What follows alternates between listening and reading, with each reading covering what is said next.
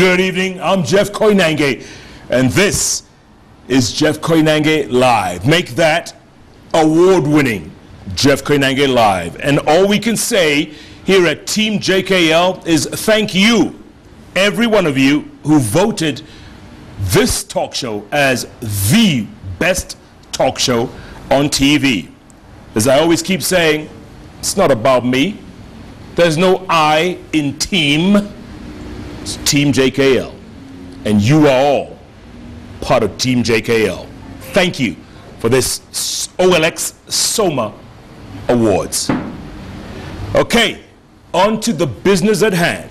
If it's Wednesday, it's all about politics, the state of the nation. I leave town for a couple of days, and good grief, what's going on? Moses Kuria, ICC, Ruto, who fixed whom? What? And then, of course, there's an impeachment motion being discussed in Parliament, or will be discussed, about Devolution Secretary Anne Waiguru. And so much more going on in the state of this nation. So who best to talk about these issues than a man who fears nothing? They throw him in the slammer for a weekend. They throw him in for contempt. He goes to jail, comes out, but he still continues to speak. Why? I keep asking myself that question. I guess the only answer is this man thinks Kenya first. His heart is with this country, and he calls it like he sees it, without fear or favor, no matter what happens. And that's why we keep having Tonny Gachoka on the bench. The shocker from Gachoka will come out again today. Get ready. His Twitter handle is @Tonny Gachoka. Mine is @Koinange Jeff. The hashtag we're using tonight, please note, bring it on. Bring it on. One word. Tonny Gachoka is my guest for the next hour. Sit back. Tony. Jeff. No tracksuit? Absolutely not. Brioni? With a Kanu shirt? Absolutely, because days like this, when the country is asking so many questions, I miss Baba Moi. Because Moi was the most loyal follower of Machiavelli, the prince. Machiavelli, the great book, fantastic book. And when we start talking about some of the incredible things that have happened, sometimes you need a dose of Mzee Moi back into the system. Tony, you know, like I said in the intro, I left town just for a couple of days, and I come back, and all hell has broken loose, Tony. Moses Kuria, we thought, okay, a few weeks ago, when he said at that prayer meeting that he was part of a group, he admitted, came out in the open, he procured witnesses, or as Dr. David Matsanga would say, he procured witnesses. He was part of a team that went out, bribed witnesses, coerced witnesses to testify against Deputy President William Ruto. I mean, Tony, and he keeps going at it. He's not stopping. Jeff, in order for the public to understand what I'm about to say, because I've come here to talk candidly, I want to put everyone in the frame of mind of the human brain, or the human mind. Intellectualism is not something that you're born with. It is something that you learn through knowledge and education. The encyclopedia defines intelligence to be the capacity to discover relationships and to deduce correlates that are relevant to the solution of a problem. And I hope somebody has written that down for Moses Kuria. The other opposite of intelligence is an idiot. Now, if somebody is exhibiting traits or characteristics that are near an idiot, you must reflect on what is the best definition of an idiot. So I went to the Wikipedia and looked at the definition of an idiot. An idiot, adult, or adult is an intellectual disabled person, or someone who acts in a self-defeating or significantly counterproductive way. It goes further to differentiate the difference between an idiot and a fool. It says that a fool is somebody who is uneducated, but an idiot is somebody who suffers from profound intellectual disability. Now, if you were to look at the statements being made by Moses Kuria, First of all, they are aimed at trying to help an accused person before the International Criminal Court in the person of the Deputy President, William Ruto. It does not help at all when you break the very rules of that court, trying to make yourself a witness because you are irrelevant by making political arguments that do not help the judicial process. First of all, if Moses Kuria was an intellectual and understood intelligence, he would have offered himself secretly to Karim Khan or any of the legal team of the Deputy President to give any evidence he has in camera in order that they evaluate whether that evidence is useful to their defense strategy. And upon looking at that evidence, the team would have told him, come in and you are a protected witness. And that is why under the ICC, even the witnesses of the prosecutor are protected, so that witnesses cannot be intimidated, coerced, or even made to mislead the court. It is a folly to go and argue your case in public rallies, not in a courtroom within the confines of a judicial system. Therefore, I want to say this of Moses Kuria, I want to say this of Waitito, and I want to say this of people who have gone around using the case of the Deputy President, that they are hurting the Deputy President. And I want to tell you, Jeff, today, the Deputy President might enter into a very dangerous club in the ICC. The last person, Mr. Jean-Pierre Bemba. I knew him, Tony. I knew him. When I used to cover the DRC, yes, he ran against Kabila in 2006, Jean-Pierre Bemba. Absolutely, the commander-in-chief of Momenta de Révolution de Congo. That's it. You know the French? Correct. Now, this man made history by being the first person, after the defense had rested, to be charged for actually, with his lawyers as well, bribing witnesses. As we speak today, he is the second person to face what you call the administrative of justice offenses under the ICC Rule 70. And he actually is second to our Baraza. Mr. Walter Baraza is charged before the ICC and is only waiting for appeal determinations of extradition in Kenya before he goes to the ICC. Mr. Bemba has been brought before the ICC with this offense. Now, Jeff, I would like you, for the purposes of the public, and this is a serious matter of great national importance, for you to tell the public what Article 70 of the Rome Statute says. We always hear about Article 70 and we don't really know what it is, right? Absolutely. Okay, Article 70, it says, 1, the court shall have jurisdiction over the following offenses against its administration of justice when committed internationally. A, giving false testimony under an obligation pursuant to Article 69, paragraph 1, to tell the truth.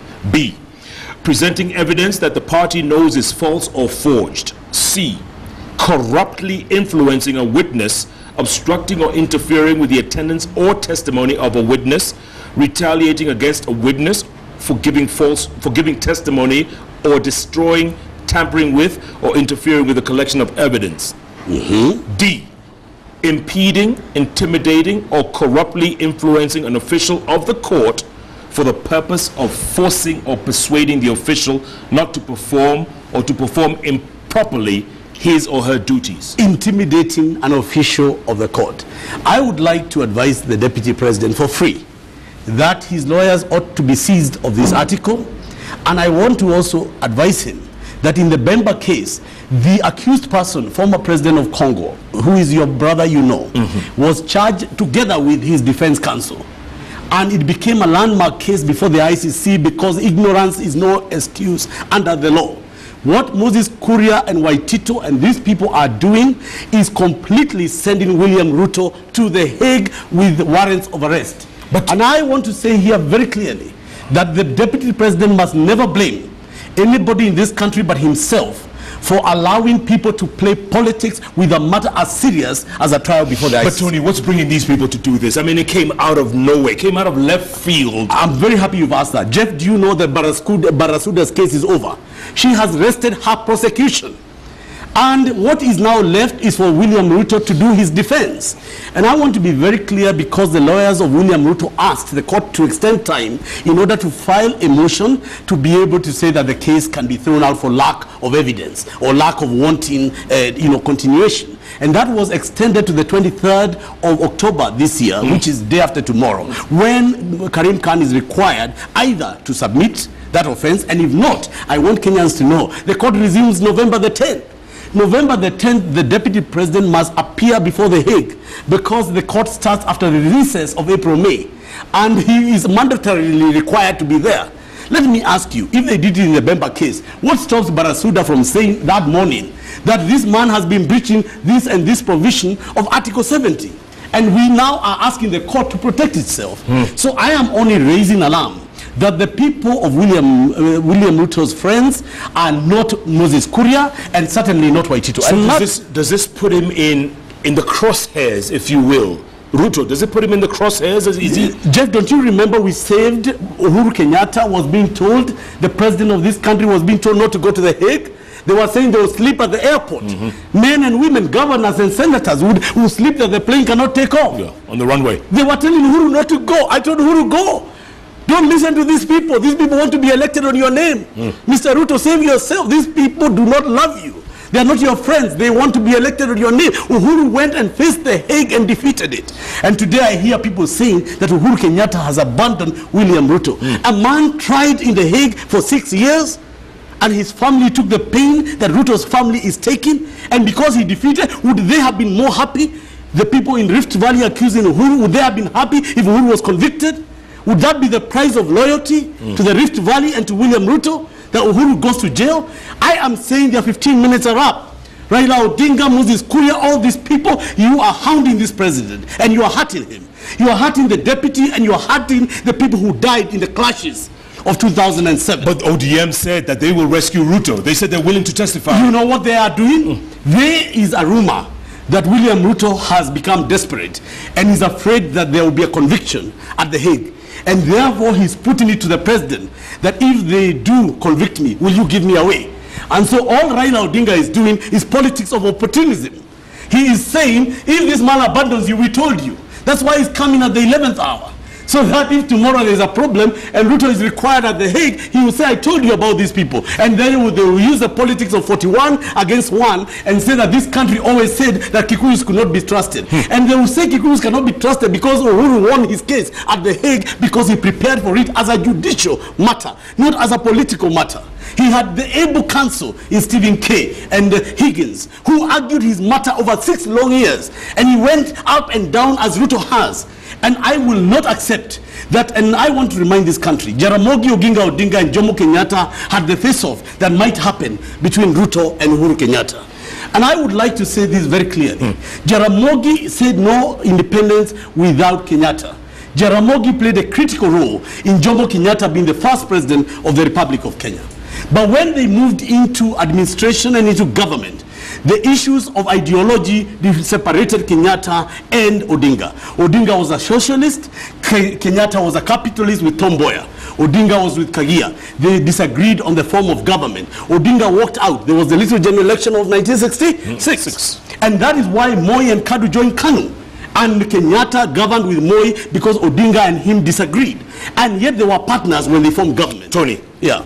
So you're saying there could be a split in Jubilee? If the question and the price of loyalty that anybody in Rift Valley thinks that they are going to threaten the president, that if somehow this happens to Ruto and you must then commit a crime or you must destroy this country because we become a pariah state, if that is the condition, I will tell them here now. And you know me, Jeff, you bring me here to talk the truth. Hii siasa ya pesa tatu mimi sitaki. Wakisema kwa Uhuru dhubutu tutakutana hapa kwa kiwanja. But you see, Uhuru is not in the ICC. He's not a judge. He's not the prosecutor. The people who took these people to the ICC are who? Raila Odinga and Mwai Kibaki. Why are they not talking about Kibaki? First of all, this Moses Kuria. David Murathe has already written a statement, has been the director, former director of the UK Center. Moses Kuria has never worked for Uhuru Kenyatta. He's never worked for the Uhuru Kenyatta Center. Where does he come in? This man was a PNU hawk. And he was employed in PNU and he was Kibaki's man. This is Kibaki's mess. How does it become the president's mess? But Moses Kuria seems to speak for somebody, Tony. There's a pipe Jeff, I return you to the definition of an idiot. You know, if you suffer from a delusion that you speak for somebody who has denied that you speak for them, and you still insist you talk for them. You know, Jeff, really, let's just be sincere to English and honest to language, because you don't have to speak when you are speaking what is not true. Sure. So this man, I was trying to find out what does he suffer from, because he's very vocal. And the man takes himself everywhere, to the police station. Yeah. He's even taken himself to the ICC. Correct. Prosecutor. And by the way, the investigators are in town. He reminds me of Mudaura. You remember Mudaura used to receive Ocampo? Yes. At the house. Yes, I used to tell my wife, this man is he thinks Ocampo is his friend. And he gives him tea. In fact, he used to take 1 sugar, Ocampo. And Mudaura would serve it. When the summons came from the Hague, he was there. The man suffered a heart attack. You look, please, this matters. Kuria will get, Baraza, this water. Kuria has gone beyond. He has said, and he has alleged that he knows witnesses. So first of all, he has said he knows them. Yeah. He brings this story that he went Krenga Commission. Right. I don't know he went where. Yeah. That's not the issue. The issue is he's talking now because Ruto's case is coming to a crucial point. And then he throws in Martha Karua in there. He throws everybody in. Under the bus. The president, Murathe, Martha Karua. He's throwing them all under the bus. Wait now, tomorrow he will throw in Jeff Koinange live, the award-winning judge. Let me tell you, my brother, when you need to be on television. Yes. And you need, I remember Kariuki Chotara. Yes. There was a man called Chotara. You remember? Yes, and the man and Mulu Mutesia. Yes. And Moi had them because they were court poets. Yeah. They had to excite the public. So maybe this guy, Moses Kuria, has got a career in entertainment. But he is a terrible legal asset for the deputy president. Here's the best part about Moses Kuria. Yes. So he appears on a rival television station a few weeks ago. Yes. Walks out. 2 minutes later, he walks out. Last night, he appeared again. Now, you're now confirming the psychological evaluation of an idiot. An idiot also sometimes forgets what they did, and then what they do is they're recreating their... So it's a condition, but it's treatable. Yeah. Certainly not on live television. But Jeff, there is a very important point I wanted to make. Okay, hold that thought, Tony. Hold that thought, because we'll come back from break and you give us that point. And also, I have a story about Chotara, by the way. Yes. I mean, you talk about a clown. You talk about a comedian. Yes. Chotara, I have the best story for you. Karaoke Chotara. Yes. And a person called Peter Olo Aringo. Oh my God. Peter Olo Aringo had the finesse and classy English that used to mesmerize Moi. Yeah. And the Moi had such points. Okay, D. Let me just give this story before we go to break. I have to give this story because I might forget it. So, Chotara. Yes. Ibrahim Babangida. Yes. Remember, former Nigerian head of state? Yes. He had come to Kenya, a state visit, came here, and Moi was busy that time. It was during Moi's time. Moi was busy. He said, Chotara, take this man to the airport.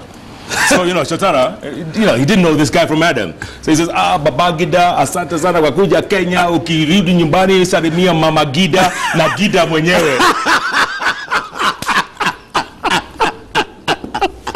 He thought it was Babagida. I do, and he honestly thought he's talking good English.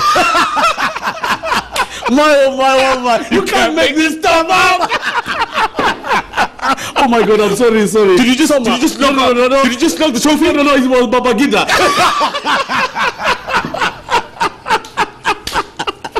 You gotta love this man. Tony, you're killing me, man. Well, it's the first break. You're killing me. It's only 10 minutes. You know what I'm saying? Bring it on.